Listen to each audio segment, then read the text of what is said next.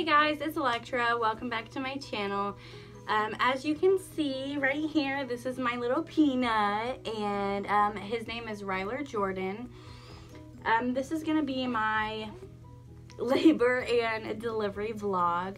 I wanted to get actual footage, but I couldn't do that because where I delivered, you're not allowed to record. So that kind of pissed me off. Another thing that I'm kind of mad about, I just recorded this whole video backwards, like it wasn't recording me at all, and I thought it was. So we're gonna redo it for you guys. But this is my little buddy, and he might be content throughout this whole video, he might not. It's kind of a gamble. But anyways, I ended up being pregnant past my due date. I was a day over my due date. And it started out on Thursday, November 2nd. Tyler has severe pancreatitis, which is really weird because he's young and normally older people have that. But it was my due date and I was mad because I was still pregnant, of course, and I just wanted him here already.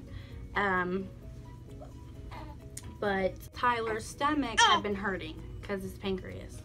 So we had drove like a couple towns over, about 25 minutes away, to go to the ER because he was in a lot of pain, like almost in tears, and that's rare because, I mean, he's a dude. Dudes don't really cry, whatever. So we're over there, and it's about 4 p.m., and I'm mad because here I am, 40 weeks, freaking 10 months pregnant, 10 months too long, and you know, he's in a lot of pain. We're in the ER. People are in there for headaches, or, you know, I have a bruise on my arm, like that. So we finally get back into a room, and he's in a gown. He's in a lot of pain. When your pancreas ruptures, there's not really much they can do for you. They can just give you medicine while you're in the hospital, and then they can send you home whenever your levels go down. So they decided that they were going to admit him into the hospital. So I'm like, okay, we're gonna be staying here. I'm gonna go home and get my hospital bag because maybe baby will come. And I'm like, no, who am I kidding? He's still not here. He's never gonna come. I'm gonna be pregnant till I freaking die. So, I go home. I don't grab my hospital bag. I don't grab the car seat. I don't grab any of that stuff. Just some things, a few things for me and a few things for Tyler. So I get back to the hospital. It's about 2:30 in the morning after being there since 4 p.m. And I just use the bathroom. He's in his gown. I come back. I lay down next to him on the hospital bed. I'm ready to go to sleep after I pee. Well, I'm ready to just chill. So I text my friend Meg, and I'm like, hey, come up here and hang out with me. You know, I'm bored. Tyler's going to sleep because his pancreas hurts, whatever.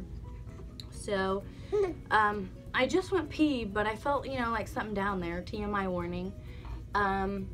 So I get up to pee. I walk into the bathroom.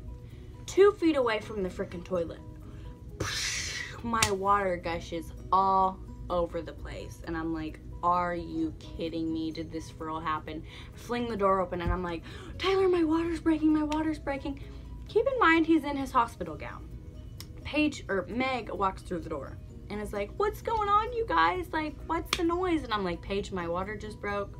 Her real name's Paige, but I call her Meg, so I'll call her either.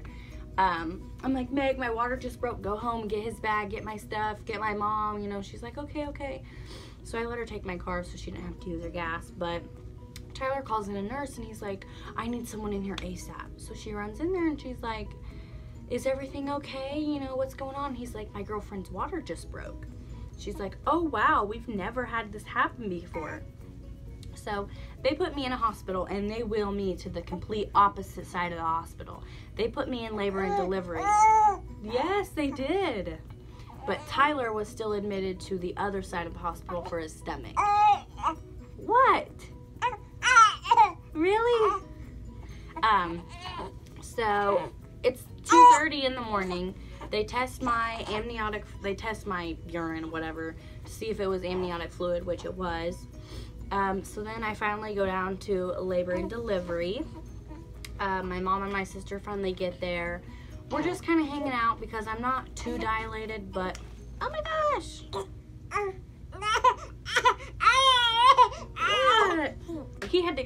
mad because he's still hungry. I wasn't too dilated, but I was dilating. So I'm laying in my bed and I'm just trying to get some sleep. They start me on some Pitocin to kind of speed up the process because after 24 hours they will do a C-section. So I'm basically just chilling, playing Clash of Clans, you know, having contractions, but they're not too bad. And then at around a 6, I'm dilated to a 6. I'm like, okay, can I get the epidural because I want to rip someone's face off? They're like, yeah, give us just a second. So the anesthesiologist comes in the room and goes to give me my epidural. And he's like, you're 17, do you have your form that your mom signed? And I'm like, yeah, here it is. Well, she didn't sign this, so I can't give it to you, so I gotta go to my next patient. Are you kidding me right now? So I call my mom, I'd wake up and I'm like, where are you at, dude? Like, I'm in here dying. Oh, me and your sister are down here eating biscuits and gravy, blah, blah, blah. I'm like, get up here, like, I need you to sign this paper. Don't know why I can push out a child, you know, and sign for him as his guardian, but I can't sign for myself to get the epidural when it's my body and it's my decision. Like, that doesn't make sense to me. But anyways, so I get the epidural. You know, the contractions were the worst part just because, like, you know when they're coming. Like, you count them and you're like, oh my gosh, I'm about to get a contraction. Like, I can't do this. So, then I'm just, you know, hanging out. I have the epidural, so I can't really feel my legs or anything. Tyler's walking back and forth from the other side of the hospital because he was still a patient. He was still admitted. His stomach was still, you know, in a lot of pain. So when he would get his medicine to make him feel better for that short period of time, he would come and see me. So it's around 9 o'clock and my nurse tells me, when you feel like you have to poop, that's when it's time for you to push your baby. That's when he's ready to come out. So I'm thinking, okay. So I call Tyler over. I'm like, you know, it's time for me to have the baby. I need you to come over here. So he walks over. He's finally out of his gown. I call the nurse and I'm like, you know, I feel like it's time for me to start pushing, whatever. So the nurse and another doctor who wasn't the doctor I followed up with came too, and then a doctor in training. And I'm not a pop drinker anymore, but I told her, I was like, I really need a Coke. Like, I'm dying to have a Coke. And it's about 10 o'clock now. And she's like, if you have your baby before 11, I'll get you a Coke, a free Coke. So I'm thinking, okay, it's free and it's a Coke. Like, I'm having this baby. So it's time for me to push, and I'm doing 3 reps of 10. And at the end of the 3rd rep, when it's like 8, 9, 10, I'm struggling to push him out because I can't breathe because I have such bad heartburn and acid reflux. I'm throwing up while trying to push him out. So he finally comes out, and it is literally 10:59. So that means I got to have my Coke because I had him before 11. He weighed 7 pounds, 3 ounces, and he was 20 inches long. He had a head full of hair, so that explains why I had such bad acid reflux while I was pregnant. He was so tiny and so small. Like, I feel like I just had him yesterday. He's gonna be 3 months in about, in 2 days on the 3rd.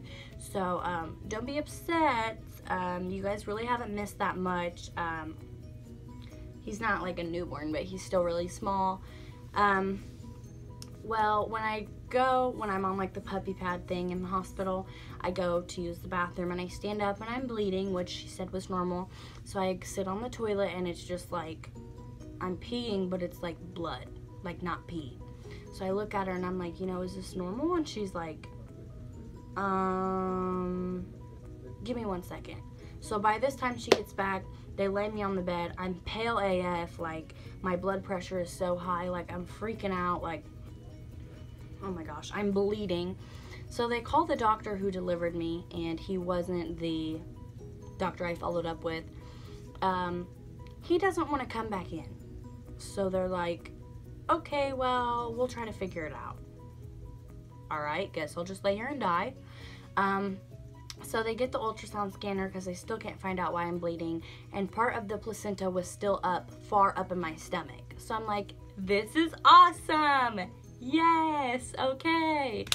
So they try a bunch of different methods, like 3 grown women pounding on my stomach like this and blood shooting out of me like a horror movie, and I'm not kidding. That wasn't working to get it out, so they gave me 2 like pumps or shots of Dilaudid. It's like a pain medicine or something, and I could still feel everything they were doing, and it was awful, and I was bawling my eyes out. Keep in mind, I hadn't cried the entire time while pushing or contractions or anything. I hadn't cried yet. I'm sitting there bawling my eyes out, like squeezing them, and they're like, we're so sorry we have to do this to you, like, I'm sorry, I know it hurts. And I'm like, you're damn right it hurts, like, you see what I'm going through right now?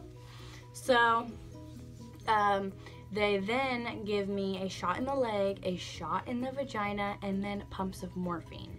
And then they realize it's not working, so they call on a different doctor. It takes this huge, long, like, scrapey thing and is scraping my insides out to get the placenta.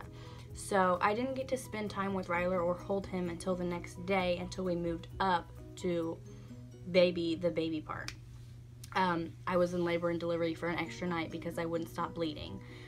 So they put me on high risk for blood loss for my next pregnancy. So out of everything, the contractions and the after part, what I went through, which not everyone goes through, was the worst part of it. I could probably push out 10 more kids. That really wasn't as bad as everyone made it out to be. That's with the epidural. I did have the epidural. Yeah, that is how birth was for me. They sent me home with some ibuprofen and a squirt bottle after they just did a whole different procedure on my stomach.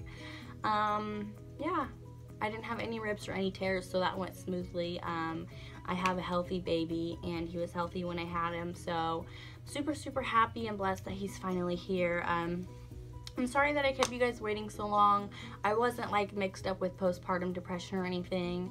I just, you know, I went through a lot with healing, just like every other mom, but I feel like mine was a little extra because they had to do some crazy stuff to me.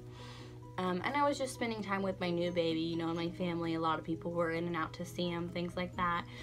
So yeah, that is my birth story, and thank you guys for watching.